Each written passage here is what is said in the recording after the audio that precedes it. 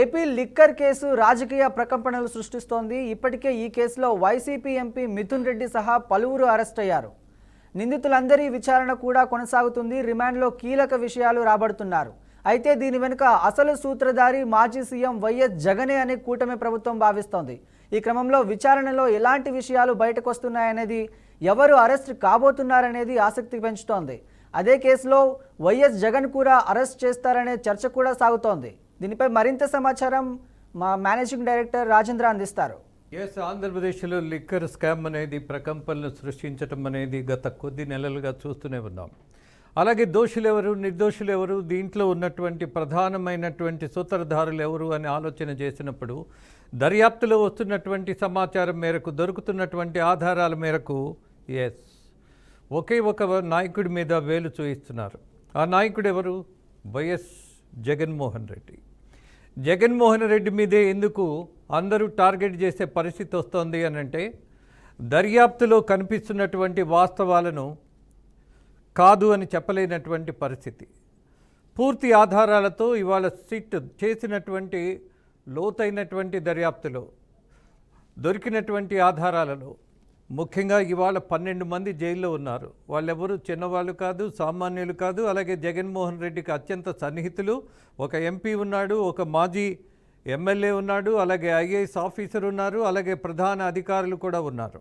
వీళ్ళందరితో పాటు ఈ స్కామ్లో భాగస్వాములైనటువంటి కేసిరెడ్డి లాంటి వాళ్ళు కూడా ఉన్నారు. దీంతో పాటు ఇవాళ మళ్ళీ వాళ్ళందరికీ ఒక చుక్కెదురైనటువంటి పరిస్థితి చూసాం. ఏసీబీ కోర్టులు అలాగే హైకోర్టుల్లో కూడా వీళ్ళకి పూర్తి వ్యతిరేకమైనటువంటి వెరిడిక్ట్సే వచ్చాయి.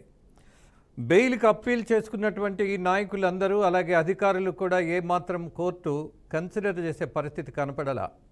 ఇది ఒక పెద్ద శరాఘాతమే. వాళ్ళకి ఎక్స్పెక్ట్ చేశారు 100 రోజులకి దగ్గర అయిపోయాం, కనీసం 90 రోజుల తర్వాత అయినా మనకి బెయిల్ వచ్చే అవకాశం ఉంటుంది చట్టబద్ధంగా అని. బట్ చట్టబద్ధంగా అన్నటువంటి విషయాన్ని మనం కన్సిడర్ చేస్తే అందరికీ ఈ కన్సిడరేషన్స్ కుదరవు. తీవ్రమైనటువంటి నేరారోపణలో ఉన్నవాళ్ళు, అలాగే ఆధారాలతో పాటు దొరికిన వాళ్ళు, లీగల్గా ఏ ఫైట్ చేసినా సరే లీగల్గానే వాళ్ళకి ఇలాంటి అవకాశం, బెయిల్ వచ్చే అవకాశం దొరకదు అన్నది కూడా చట్టమే. చట్టానికి అతీతంగా ఎవరు వెళ్ళలేనటువంటి పరిస్థితుల్లో కొంతమంది ఏదో ఒక అవకాశాన్ని టెక్నికల్గా దొరికేటటువంటి ఒక లోపాన్ని పట్టుకొని బెయిలా, లేకపోతే అనుకూలమైనటువంటి ఒక ఆర్డర్ తెచ్చుకోవడమా, ఇలాంటి ప్రయత్నాలు జరుగుతాయి కోర్టులో.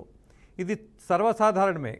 కానీ ఇక్కడ ఈ కేసుకు వచ్చేసరికి పూర్తి ఆధారాలతోటి, అలాగే వీళ్ళు మళ్ళీ బయటకు వస్తే అనేకమైనటువంటి పొరపాట్లకు, అలాగే అవినీతి దందాలు ఎవరైతే వీళ్ళతో కనెక్ట్ అయి ఉన్నారో వాళ్ళందరినీ కూడా బెదిరించటమా, ఒప్పించటమా, దారికి తెచ్చుకోవడమా, ఆధారాలను కొంత నిర్వీర్యం చేయడమా అన్నటువంటి పరిస్థితి ఉంటుంది. కాబట్టే కోర్టు ఇంత తీవ్రంగా వీళ్ళ బెయిల్ని తిరస్కరించింది.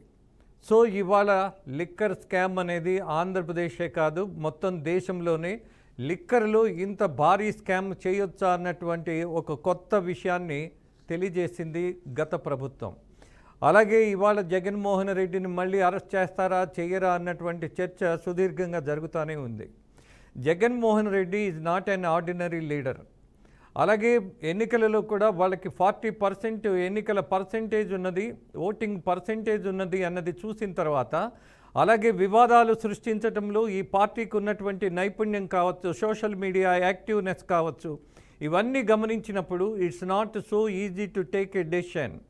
అలాగే దొరికినటువంటి ఆధారాలతోటి ఇవాళ జగన్మోహన్ రెడ్డిని దోషిగా నిలబడితే కుదిరే పరిస్థితి ఉన్నదా, అందుకే ఆలోచిస్తున్నదా ఇవాళ మొత్తం చట్టబద్ధంగా చర్యలు తీసుకోవడానికి దర్యాప్తులో దొరికినటువంటి ఆధారాలతోటి ఇప్పటికిప్పుడు తీసుకునే నిర్ణయం ఉందా అనంటే ఇంకా కొంత సమయం పట్టే అవకాశం ఉంది. కారణం కేవలం కొంతమంది ఇచ్చినటువంటి స్టేట్మెంట్స్ ఆధారంగా ఒక ప్రధాన నాయకుడిని అరెస్ట్ చేస్తే మళ్ళీ ఆయనకు కూడా బెయిల్ వచ్చే అవకాశం ఉంటుంది.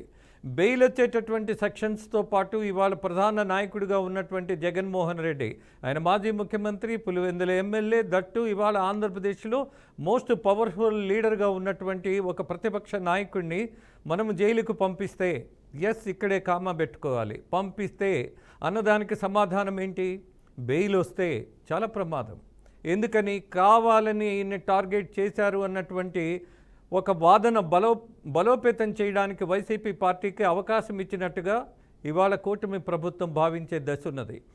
జైలుకు పంపిస్తే మళ్ళీ బయటికి రాకుండా ఉండేంత ఆధారాలతోటి, సెక్షన్స్ తోటి ఖచ్చితంగా మనము బలమైనటువంటి ఒక నివేదికతోటే కోర్టుకు వెళ్ళాలి అన్నటువంటి ప్రయత్నం నిస్సందేహంగా కూటమి ప్రభుత్వం చేస్తోంది. అందులో భాగంగానే ఆలస్యం అవుతుందని జనం భావించిన, నాయకులు వేదన పడ్డా, ఇవాళ ఉన్నటువంటి ముఖ్యమంత్రి తనకున్నటువంటి అనుభవాన్ని బేస్ చేసుకొని ఒక ప్రతిపక్ష నాయకుడిని జైలుకు పంపిస్తే వచ్చేటటువంటి పరిణామాలు ఏంటి అన్నది ఒకటి, గత ముఖ్యమంత్రిగా ఉన్నప్పుడు చంద్రబాబు నాయుడిని రాజమండ్రి జైలుకు పంపించారు. ఇప్పుడు ఆయనే ముఖ్యమంత్రి అయ్యాడు. ఆయన ముఖ్యమంత్రి అవటంలో ఆ రోజు ఉన్నటువంటి ముఖ్యమంత్రిగా ఉన్న జగన్మోహన్ రెడ్డి తీసుకున్న తప్పుడు నిర్ణయం ఏంటి అనంటే, చంద్రబాబు నాయుడు ఆయన వయసు రీత్యా, అనుభవం రీత్యా, ఆయనకున్నటువంటి ఇమేజ్ రీత్యా ఆయన్ని కావాలని జైలుకు పంపించాడు ఈ జగన్మోహన్ రెడ్డి అన్నది జనంలోకి బాగా వెళ్ళింది. అందుకే ఇవాళ కూటమి ప్రభుత్వానికి వచ్చినటువంటి ఈ అప్రతిహతమైనటువంటి, అనూహ్యమైనటువంటి రిజల్ట్ వచ్చింది. 11 సీట్లకు వైసీపీ పడిపోయింది. అందుకే ఆచితూచి ఇవాళ అడుగు వేయవలసినటువంటి పరిస్థితుల్లో ఏ ప్రభుత్వమైనా, అది కూటమి ప్రభుత్వమైనా, మరో ప్రభుత్వమైనా, చంద్రబాబు నాయుడైనా, మరొకరైనా సరే ఆలోచించి తీసుకునేటటువంటి నిర్ణయంలో అదొక శరాఘాతంగా ఆ పార్టీని, ఆ పార్టీ నాయకుడిని దెబ్బతీయాలి అన్నటువంటి ఆలోచనలో ఉంటారు. కానీ ఏదో ఒక కేసు పెట్టడం, ఏదో కొద్ది రోజులు కోర్టుల చుట్టూ తిప్పడం, ఇది కాదు కూటమి ప్రభుత్వం యొక్క పంథ. వాళ్ళ ఆలోచన తీరు ప్రకారం పంపించే అవకాశం ఉన్నది అన్నది మాత్రం వాస్తవం. ఎప్పుడు పంపిస్తారు అన్నది మాత్రం సందేహాస్పదం. దీని మీద ఇంతకంటే పెద్దగా మనం అప్డేట్ ఇవ్వాల్సిన అవసరం లేదని భావిస్తున్నా.